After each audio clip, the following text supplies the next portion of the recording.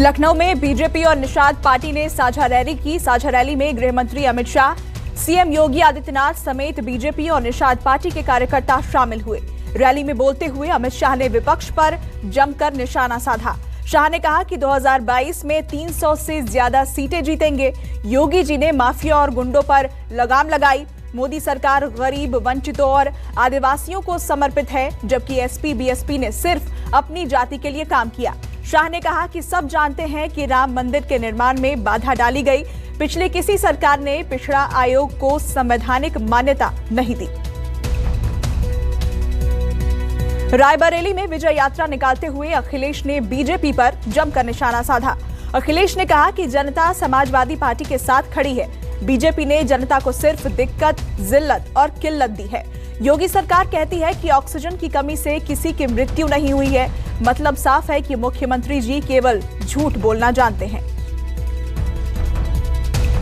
संसद के दोनों सदनों में आज भी विपक्ष ने जोरदार हंगामा किया। केंद्रीय मंत्री अजय टेनी के इस्तीफे को लेकर विपक्षी सांसदों ने जमकर नारेबाजी और शोर शराबा किया। लोकसभा में सांसदों ने प्लाकार्ड लहराए जिसमें टेनी के इस्तीफे के स्लोगन लिखे थे। दूसरी तरफ राज्यसभा में हंगामे के बाद कार्यवाही पूरे दिन के लिए स्थगित करनी पड़ी।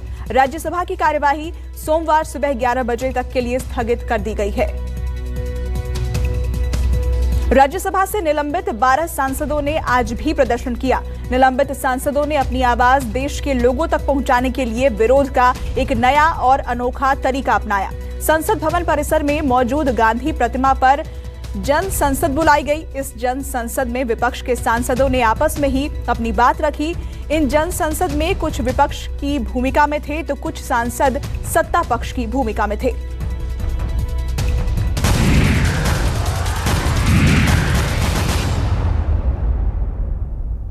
लोग कहते हैं कि ये आइसक्रीम हम नहीं खा पाते। एक जन प्रधानमंत्री नरेंद्र मोदी ने आज सुबह नाश्ते पर यूपी के सांसदों से बात की। इस मीटिंग में यूपी के 36 लोकसभा सांसद मौजूद थे। पीएम ने 20 और 16 के 2 ग्रुपों में सांसदों के साथ चर्चा की। प्रधानमंत्री ने सांसदों के खेल स्पर्धा आयोजित करने के अनुभव को पूछा और कहा आगे भी ये जारी रहना चाहिए। इस दौरान बीजेपी अध्यक्ष जेपी नड्डा और केंद्रीय मंत्री, बीजेपी राष्ट्रीय संगठन महामंत्री बीएल संतोष मौजूद रहे।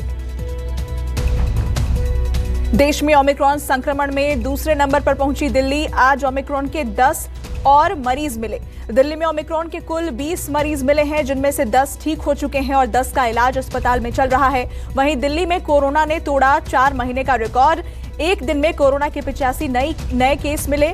इससे पहले 1 अगस्त को दिल्ली में कोरोना के 85 केस मिले थे।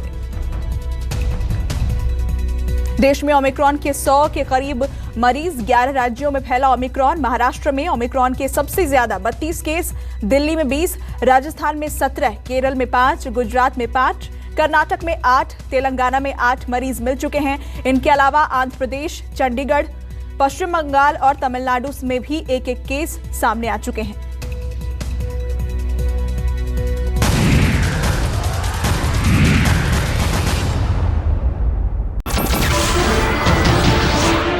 नमस्कार, मैं हूं मानक गुप्ता। अगर आपको हमारा ये वीडियो पसंद आया हो तो इसे लाइक और शेयर जरूर करें और हां, हमें सब्सक्राइब और फॉलो करना ना भूलें ताकि आप देश और दुनिया की कोई खबर मिस ना करें। तो जुड़े रहिए हमारे साथ और देखते रहिए न्यूज़ 24।